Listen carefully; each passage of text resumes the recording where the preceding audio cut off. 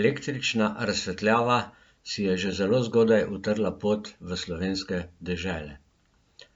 Leta 1879 je industrialec in izumitelj Thomas Alva Edison v Združenih državah Amerike pridobil patent za električno žarnico z ogljično nitko.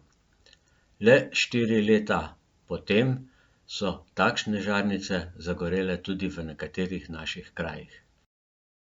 Največ o dogajanju iz nekdanjih časov izvemo iz takratnih časopisov.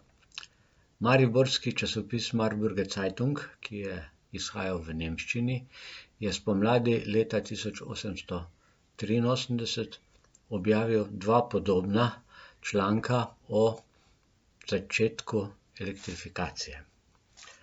Prvi iz dne 4. aprila govori o dogodku v Mariboru, natanko mesec dni potem pa se je pojavila še novica, ki poroča o podobnem dogajanju v Laškem.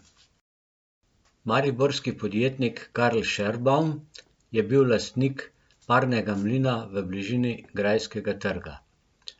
Na že obstoječ parni stroj je priključil električni generator, s pomočjo katerega je osvetlil svoje stanovanjske in poslovne prostore v stavbi, ki danes ne obstaja več. Natančnih podatkov o elektrarni nimamo, novica iz časopisa Marburger Zeitung omenja samo to, da je bilo skupno število žarnic 36.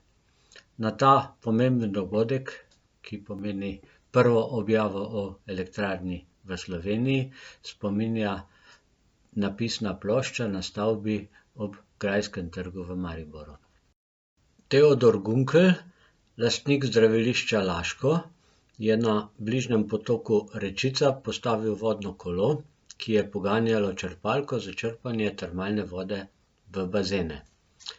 Kmalu je na to vodno kolo priključil še električni generator, ki je ob večerih razsvetlil zdraviliško stavbo in dvorano zdravilišča.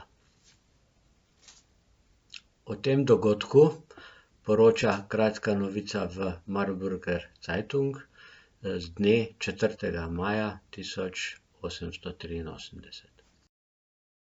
V Laškem smo tako dobili prvo hidroelektrarno na slovenskih tleh.